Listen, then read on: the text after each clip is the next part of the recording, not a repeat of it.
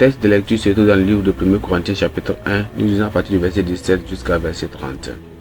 Ce n'est pas pour baptiser que Christ m'a envoyé, c'est pour annoncer l'évangile, et cela sans la sagesse du langage, afin que la croix de Christ ne soit pas rendue vaine.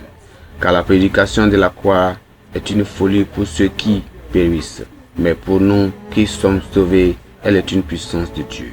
Aussi est-il écrit, je détruirai la sagesse des sages et j'anéantirai l'intelligence des intelligents.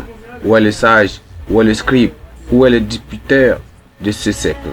Dieu n'a-t-il pas convaincu la folie, la sagesse du monde? Car puisque le monde, avec sa sagesse, n'a point connu Dieu dans la sagesse de Dieu, et il a plu à Dieu de sauver les croyants par la folie de la prédication. Les Juifs demandent des miracles et les Grecs cherchent la sagesse. Nous prêchons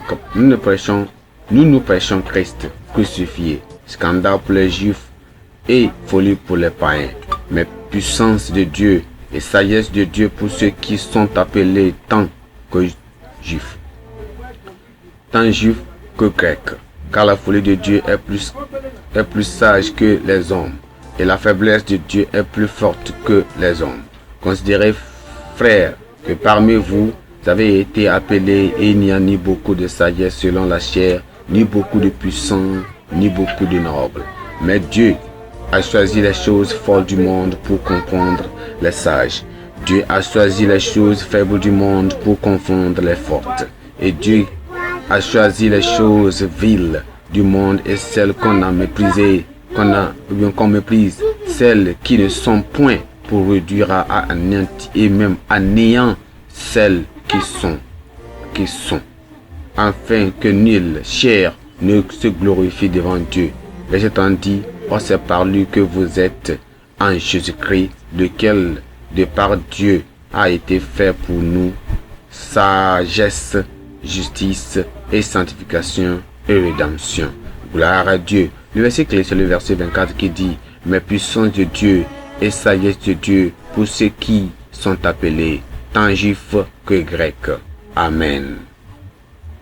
Il y a plus de 50 ans, lorsque l'astronaute américain Edwin Buzz Aldrin est entré dans l'histoire à l'unissant,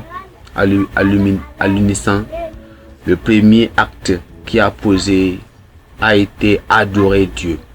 Là, sur la lune, il a célébré la Sainte Seine avec le pain et le vin qu'il avait emporté, tout en lisant en silence le passage de Jean 15, le verset 5, qui avait écrit sur un petit carnet de notes.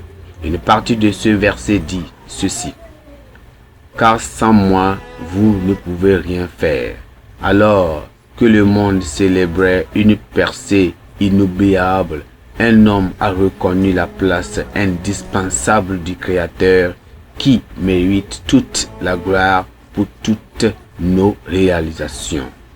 L'apôtre Paul, guidé par le Saint-Esprit, affirme que toute la sagesse, le savoir-faire, l'ingéniosité et la philosophie de l'homme, toutes générations confondues, doivent s'effacer devant l'insondable sagesse de Dieu.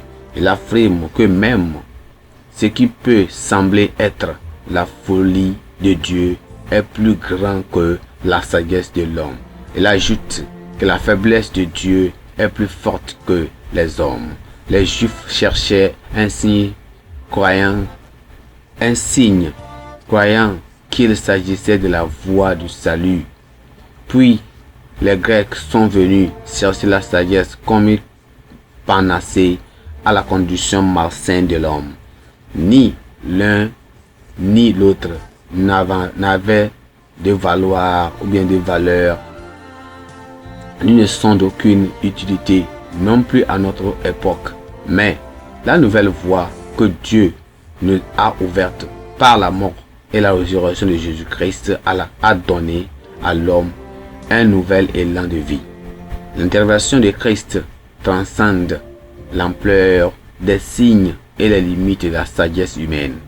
Et là, il a avec lui tout ce que la vie donne, non seulement ici, mais aussi dans l'au-delà.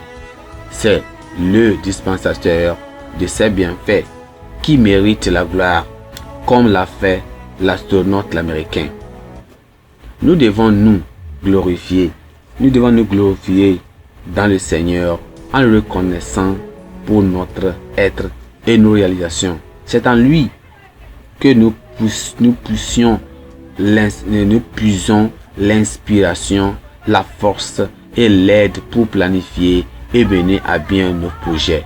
Il mérite d'être honoré en raison de sa propre volonté, parce que le sage ne se glorifie pas de sa sagesse et que le fort ne se glorifie pas de sa force, mais que celui qui veut se glorifie d'avoir de l'intelligence et de me connaître, car c'est à cela que je prends plaisir, dit l'Éternel. En portant aujourd'hui reconnaissance, Dieu dans toutes vos voies, glorifiez-le dans toutes vos réalisations et dans tous vos expérimenterez et vous expérimentez ce qu'on appelle la puissance de Dieu dans toutes les circonstances de votre vie. Que le Seigneur nous aide à toujours le reconnaître et le glorifier dans tout ce que nous faisons et savoir que tout ce que nous faisons, ça traverse sa puissance, ça traverse sa force, ça traverse son intelligence, ça traverse sa sagesse. Et le Seigneur va continuer à être glorifié dans tout ce que nous faisons au nom de Jésus-Christ. Pensez de jour, c'est une folie de se glorifier de ce qui n'appartient, de ce qui n'apporte qu'un succès éphémère. C'est une folie de se glorifier de ce qui n'apporte qu'un succès éphémère. La Bible en un an, Jérémie 44 à 45. Jérémie 44 à 45. Amen.